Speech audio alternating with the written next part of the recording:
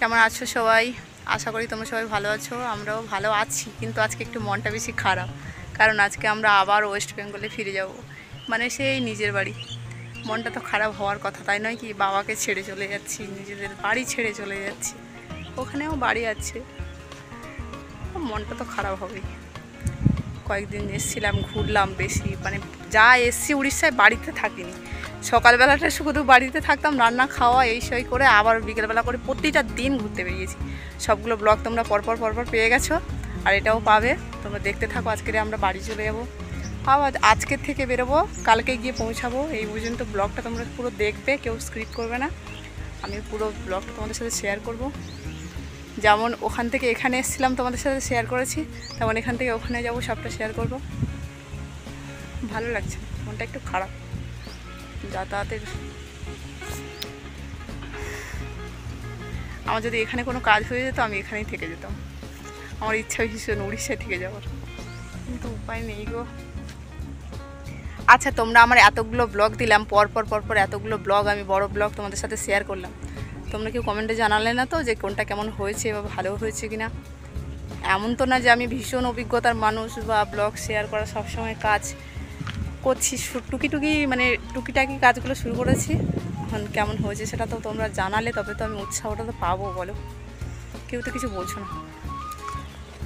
এতগুলো বড় blog share করলাম তোমাদের সাথে, কোনটা তোমাদের সব থেকে ভালো লেগেছে জানিও। তার জন্য তো তোমাদের সবগুলোকে দেখতে হবে, বলো। আগে আমার সবগুলো বড় ব্লগ ইচ্ছে হলে, মন চাইলে গিয়ে দেখে এসো, আর কমেন্টে জানিও কোনটা ভালো হয়েছে। আপাতত চলো একবারে, এখন আর ব্লগটা কন্টিনিউ করছি না, একবারে সেই বিকেলবেলা বেরিয়ে নিয়ে তোমাদের সাথে দেখা হচ্ছে। এই দেখো বাগানে এসছি, আর বাগানে একটা ইঁদুর দেখো শুধু কত বড়। ও ভগবান, এরা তো গাছ টাছ সব কেটে দেবে। দুটো ছিল, একটা চলে গেল, আর একটা ওই যে আমার ভয় এখানে ওখানে লুকাচ্ছে। তুই কোন দিকে যাবি?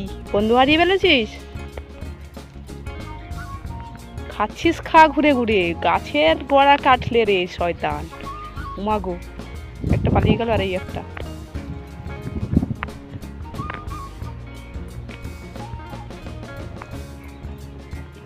বদমাস, নেট কাটবি না, যা চলে যা যা। নেট কাটবি না মানে, ওরা নেটটা সব কেটে কুটে একদিকে করে দিয়েছে, এদিক ওদিক যাতায়াত করে করে। শয়তান, যা পালা পালা। তুই কি আমাকে ভয় পাচ্ছিস? আমি তোকে কিছু করবো না, যা। আমি তোকে ভয় পাচ্ছি, তুই যদি ছুটে এসে কামড়ে দিস। বদমাস, টাটা। আজ আমরা বাড়ি চলে যাবো তো, তাই যে কিছু কিছু জিনিসপত্র ধুয়ে দিলাম। বাবা সময় পায় না বলতে ধুয়ে নেয়, তাও ভাবলাম বাবা ডিউটি যাবে আর এইসব ধোয়াধুয়ি করবে, তাই কিছু কিছু জিনিসপত্র ধুয়ে আর এইভাবে মিলতে দিয়ে দিয়েছি। সেই ঘরের সামনেও কিছু মেলা আছে। বাগানটাকে খুব মিস করব। এই পেয়ারা গাছটাকে এই রেখে বাড়ি যাচ্ছি, আবার হয়তো পরের বারে যদি কখনো আসি তো অনেকটা বড় হয়ে যাবে, আবার হয়তো বা কেটে যেতে পারে কোনো। এই যে ইঁদুরগুলো আছে, যদি গোড়া কেটে দেয় তাহলে তো সর্বনাশ হয়ে যাবে। খুব মিস করব সব কিছু। আমার এখানে থাকতে খুব খুব ভালো লাগে, কিন্তু ওই উপায় নেই, চলে যেতে হবে। উড়িষ্যা মানেই আমার ভালো লাগার জায়গা।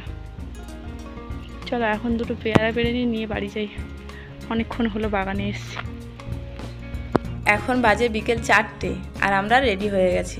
আর এদিকে দেখো, এখানকার বউগুলো না প্রতি বৃহস্পতিবারের মতো, যেহেতু আজও বৃহস্পতিবার তাই আজও বৃথা হলো না, প্রতি বৃহস্পতিবারের মতো সকাল থেকে এরকম আলপনা করেছে, আর সবাই একই শাড়ি পরে ওই মন্দিরের ভিতরে পুজো হচ্ছে। যেহেতু আমাদের এঁঠো জামা কাপড় পরা ছিল, তাই আর আমরা মন্দিরে ঢুকলাম না, বাইরে থেকেই তোমাদের একটু দেখাতে চাইলাম। আমাদের বাড়িতেও না বেশ নিয়মকানুন পালন করা হয়। ফাইনালি আমরা বেরিয়েও পড়লাম, আর এখন এই কাকুটা যাচ্ছে আমাদেরকে ছাড়তে। যেহেতু আমরা অনেকজন মানুষ ছিলাম আর একসঙ্গে চলে যাব, সেই কারণে গাড়িতে করে ছাড়তে যাচ্ছে। বাস ছিল সন্ধ্যা 5টায়, আর এখন বাজে 4:30। এইটুকুর মধ্যে আমাদের পৌঁছাতে হবে ওখানে, মানে বাস স্ট্যান্ডে। যেতে যেতে রাস্তার এই গাছপালা, রাস্তা, ঘর বাড়ি সব কিছু যেন কেমন একটা মিস করব মনে হচ্ছে। এই কয়েকদিন ছিলাম, এত ঘুরেছি, এত আনন্দ করেছি, আবার শুধু মনে হচ্ছে কবে আবার আসতে পারবো তাও জানি না। যখন আসি মনে হয় এই কদিন পর আবার আসবো, কিন্তু দেখে দেখে অনেক দিন পেরিয়ে যায়, আসা হয় না। এবার যেমন পুরো লকডাউনের পরে এইসব এলাম।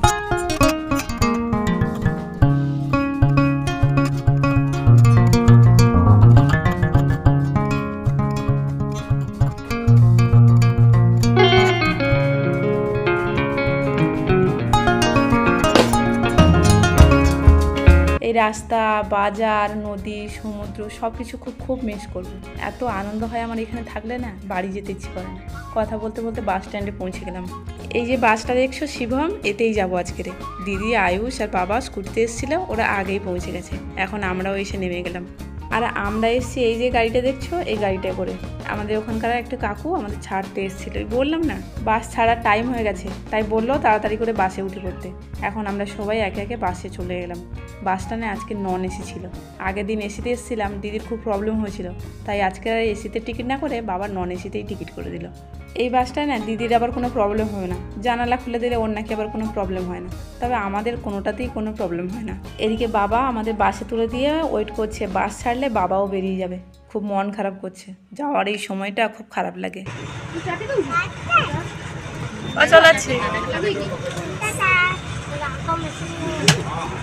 বাবাকে বলেছিলাম জানো তো, যে চলো তুমি আমাদের সাথে, ওখানে না হয় 2 দিন থেকে আবার আসবে। কিন্তু বাবা রাজি হলো না, বললো ডিউটি ছুটি হয়ে যাবে, তাই আর গেল না। কিন্তু বাবাকে ছেড়ে আমাদেরও সবার একটু যেতে মন খারাপ করছে, কিন্তু কিচ্ছু করার নেই, আমাদেরও যেতে হবে আর বাবাকেও এখানে থাকতে হবে। তবে হ্যাঁ, বাবা বললো যে ছুটি পেলে আবার যাবে, তবে কবে যাবে জানি না, কবে ছুটি পাবে সেই আশায় আমরাও বসে থাকি। প্রতিটা বার এটা হয় জানো তো, যখন এখানে আসি তখন মনে হয় রাস্তাটা কখন শেষ হবে, কখন গিয়ে পৌঁছাবো, কখন কি।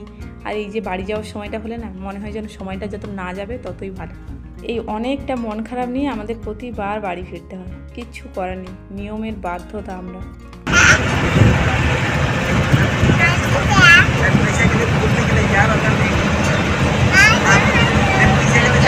আবার হাই বল, হাই বল,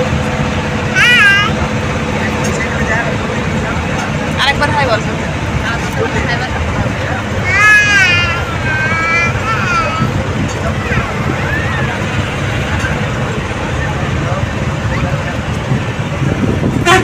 আমরা বড় তাই আমরা কষ্ট পাই, কিন্তু বাচ্চারা তো কিছু বোঝে না।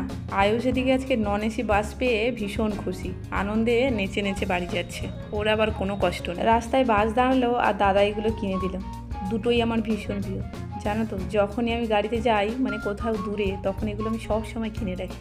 এখন বাজে রাত 10টা আর হোটেলের সামনে গাড়ি দাঁড়ালো।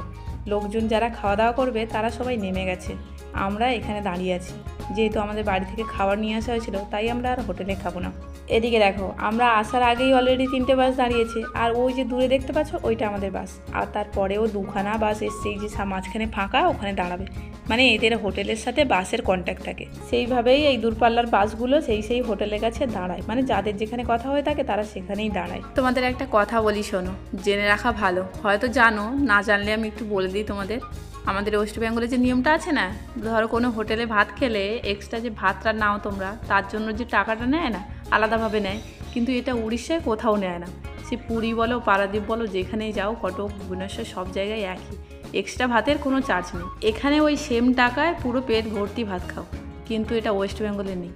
তোমরা যদি কেউ উড়িষ্যায় আসো তো এরকম সংকোচ করার কোনো দরকার নেই যে যত ভাত নেবো তার জন্য এক্সট্রা টাকা নেবে। দেখো, আগেই বলেছি আমরা আর হোটেলে খাবো না, আমাদের যেহেতু বাড়ি থেকে খাবার নিয়ে এসেছি সবাই তৈরি করে, তাই আমরা একটু নেমে এদিক ওদিক ঘোরাঘুরি করে পাটা ছাড়িয়ে বাথরুম থেকে ঘুরে এসে সোজা বাসে উঠে গেলাম। কারণ বাস ছাড়ার আগে আবার আমাদের খাবার শেষ করতে হবে, না হলে বাস ছাড়লে আবার খেতে পারবো না।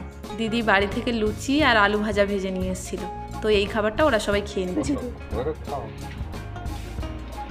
তুই খাবি না? তোর আমার পেটে পুরো ফুচকা ভর্তি।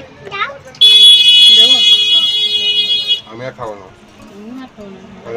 প্যাকেট কর। তুই খাবি?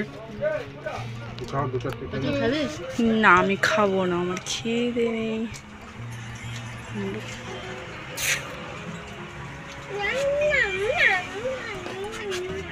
ওদের খাওয়া দাওয়ার পর বাস ছাড়লো, আর তারপরে আমরা সকালবেলা পৌঁছে গেলাম বাবুঘাটে। সেখান থেকেই ব্লগটা আবার শুরু করলাম। রাতে না ভীষণ বৃষ্টি হয়েছিল, আর সাথে এত বজ্রপাত যে ভিডিওটা আর করতেই পারলাম না, তাই বন্ধ রেখেছিলাম। সকালে একেবারে বাবুঘাটে এসে তোমাদের সাথে আবার ভিডিও শেয়ার করতে শুরু করলাম। এতদিন বৃষ্টি ছিল না, যেই বাড়ি আসছি আর এত বৃষ্টি শুরু হয়েছে। সেই উড়িষ্যা থেকে বৃষ্টি তাড়াচ্ছে, এখন দেখি বাবুঘাটেও এত পরিমাণে বৃষ্টি হচ্ছে। কোনো রকমে আমরা সবাই বাবুঘাট থেকে বাস ধরে শিয়ালদা এলাম। এখন শিয়ালদা একটু ওয়েট করছি। এই দেখো, ট্রেনের টাইমও দিয়ে দিল 7:42 ক্যানিং লোকাল। ট্রেনের টাইমও দিয়ে দিয়েছে, আর এদিকে দাদাকে খুঁজে পাচ্ছি না। সে বাবু গিয়ে কোন দোকানে কোন খাবার কিনতে শুরু করেছে। যাই হোক, ওকে খোঁজাখুঁজি পরে তারপরে আমরা ট্রেনে উঠে পড়লাম, আর তারপরে আমি এমন ঘুমিয়ে গেছি যে ব্লগটাই আর কন্টিনিউ করা হয়নি। ওই যে বজ্রপাতের ভয়ে বাসে আর ঘুম ধরেনি, তাই সেই ঘুমটা ট্রেনে এসে ঘুমিয়ে নিয়েছি। এমন ঘুমিয়েছি যে পুরো ক্যানিংয়ে এসে পৌঁছেছি। বৃষ্টির জন্য আর রাস্তায় ব্লগ করিনি, একবারে বাড়ি এসে শেষটা করলাম। যাই হোক, ব্লগটা আজকে এই পর্যন্ত। দেখা হচ্ছে কালকে অন্য কোনো ব্লগে। তখন টাটা।